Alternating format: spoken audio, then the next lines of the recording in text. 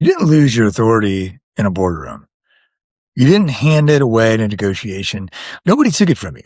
You outsourced it quietly in small moments through habits that looked like competence, habits that looked like care, habits that looked from the outside exactly like good leadership. And that's what makes this so hard to see. The leaders I work with, they're not failing. They're respected. They're producing. From the outside, nothing looks wrong. But somewhere along the way, leadership started to feel heavier than they should. Decisions take more out of them than they used to. Meetings require more preparation. Simple conversations, they carry more weight. They assume they need to work harder, think clearer, try something new. They don't. They need to stop giving away their authority. In the next few minutes, I'm going to walk you through 5 ways leaders outsource their authority without realizing it. You'll recognize yourself in at least one of these, probably more. That recognition isn't a problem. It's the beginning of the work. Let's go. The first way leaders outsource authority is overexplaining. And here's how it shows up. You make a decision. It's a good decision. You know it's a good decision. But before you announce it, you build a case for it. You anticipate objections. You prepare the justification. You rehearse the rationale. By the time you communicate the decision, you've wrapped it in so much context that it no longer lands as a decision. It lands as an argument. And arguments invite counterarguments. Notice what happened. You had authority at the start. You owned the call. But the moment you felt the need to prove the call was correct, you quietly transferred the deciding power to whoever you were explaining it to. You gave them the role of judge. You took the role of defendant. You didn't mean to. You thought you were being thorough, transparent, even collaborative. But over-explaining isn't transparency. It's negotiation. It's a sign that you're not quite sure whether your decision is allowed to stand on its own. So you're pre-building the defense. Here's the test. The next time you're about to explain a decision, ask yourself, am I clarifying this or am I defending it? Clarifying is helpful. Defending is outsourcing. Leaders in full agreement with themselves communicate decisions. They don't audition them. The second way is pre-approving. This one is subtle because it often masquerades as inclusion. Pre-approving sounds like this. I was thinking we should go this direction. What do you think? When in fact, you've already decided. You've already run the analysis. You already know what the right answer is. But you don't trust yourself to simply name it. So you float it. You test it. You ask for a reaction before you're willing to commit. What you're really doing is hoping someone else will sanction the decision so you can move forward without fully owning it. Now, this is not collaboration. Real collaboration invites genuine input and remains open to change. Pre-approving is theater. You're seeking a cosigner on a decision you've already made. So that if that decision goes sideways, well, the weight is shared. The cost is enormous. And your team learns over time that your decisions aren't really decisions. They're proposals. They can be stalled, relitigated, softened. The moment you signal that you need approval to proceed, you've trained the environment to expect your hesitation. And that hesitation becomes the new normal. Leaders who have reclaimed their authority don't ask for permission to decide. They decide. They communicate. They invite input on execution, but the call itself is owned. Here's a line worth remembering. Consultation is not the same as abdication. You can gather input without sourcing the decision, but you have to be honest with yourself about which one you're doing. The third way leaders outsource authority is by managing reactions. This is the one that looks most like leadership strength, and it's the one that does the most damage over time. Managing reactions means you're calibrating your communication, not around what's true, but around how you think people will respond. You soften a message because someone might be upset. You delay a conversation because the timing feels hard. You hedge a position because a particular person in the room tends to push back. You tell yourself you're being emotionally intelligent, considerate, politically savvy. And sometimes you are. But often, what's really happening is the other people's emotional responses have started to govern your decisions. Their comfort has become a variable in your leadership equation. And once that happens, you're no longer leading from your own center. You're leading from theirs. And this shows up in small ways at first. You can edit an email 3 times before sending it.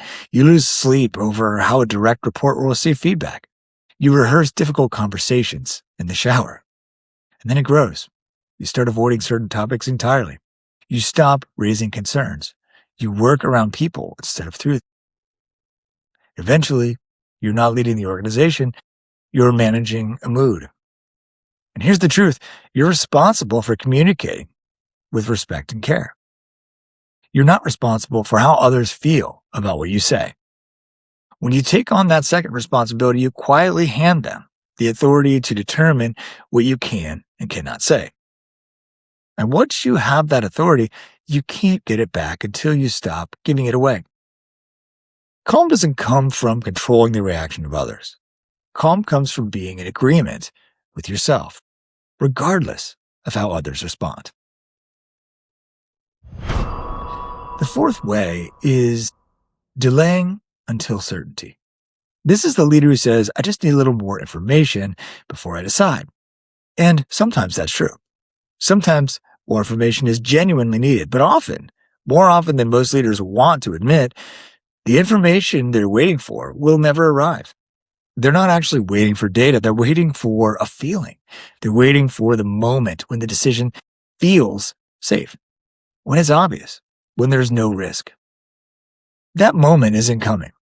Real leadership decisions almost always have to be made with incomplete information. That's what makes them leadership decisions. If the answer were obvious, it wouldn't need a leader. It would need a calculator. When you delay until certainty, you're not being careful. You're outsourcing the decision to the passage of time. You're hoping circumstances will clarify themselves, or that someone else will make the call, or that the opportunity will quietly go away. Any of those outcomes lets you off the hook. The cost is that your team feels the delay. They can't tell when a decision is being postponed because it's hard, not because it's unclear. And they adjust accordingly. They stop hedging. They stop bringing you things that require decisiveness. They route around you. Your authority doesn't evaporate in a single moment. It erodes one deferred decision at a time. Leaders who have restored their authority make decisions with the information they have, knowing they may need to adjust as more becomes clear. They don't wait for certainty. They move with clarity, which is different.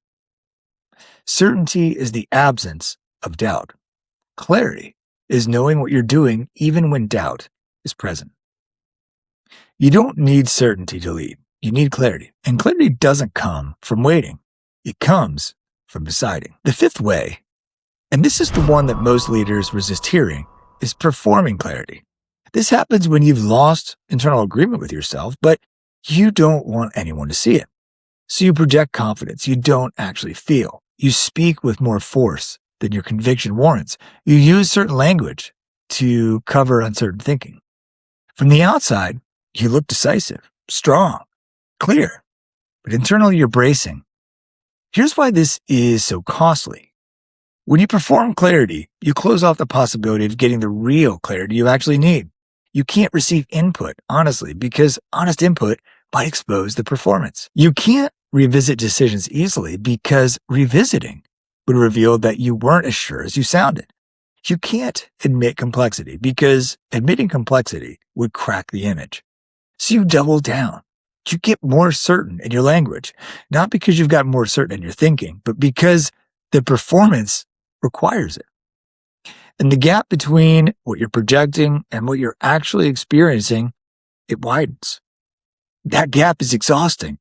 It's the source of a particular kind of fatigue that rest doesn't fix, because you're not physically tired, you're carrying the weight of a performance. And the irony is that performed clarity reads to the people around you as something subtly off.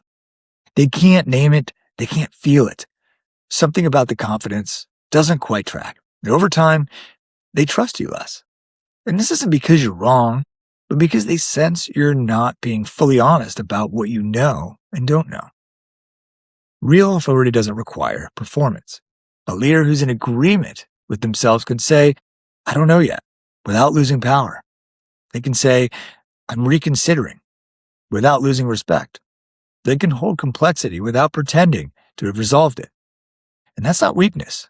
That's the thing performance is trying and failing to imitate. Now notice something about all five: overexplaining, pre-approving, managing reactions, delaying until certainty, performing clarity. None of these are character flaws. None of them are skill deficits. You don't need a training program to fix them. You don't need a new framework or a better strategy. What you need is to see what they actually are. Each one is a small moment where your internal agreement with yourself has slipped, and you've compensated by reaching outside yourself for something: approval, reassurance, comfort, certainty, a convincing image. Each reach outward is an outsourcing of authority, and each outsourcing, repeated enough times, becomes a habit, and habits over time become how leadership starts to feel heavy, expensive, requiring force. The leaders I work with don't need to become someone new. They don't need more strategies layered on top of the ones they already have. What they need is to stop the quiet leakage, to notice in real time when they're about to over-explain and not, to notice when they're about to pre-approve and decide instead, and to notice when they're about to manage a reaction and simply speak the truth, to notice when they're waiting for certainty and move with clarity, to notice when they're performing and stop. That's not a program. That's a reset. When internal agreement is restored, leadership stops feeling heavy. Decisions become calm. Authority becomes clear. Momentum stops requiring force. Not because anything about your capability changed, but because you stopped giving it away. If any of this landed, if you recognize yourself in one of these five, or two, or all of them, that recognition matters. Don't rush past it. The leaders who do this work well are not the ones who read a list like this and immediately try to fix themselves. They're the ones who pause, who notice, who let the recognition settle. Because recognition is the first movement of reclaiming something you've been quietly handing away. Leadership doesn't have to feel this way. It just has to feel honest again.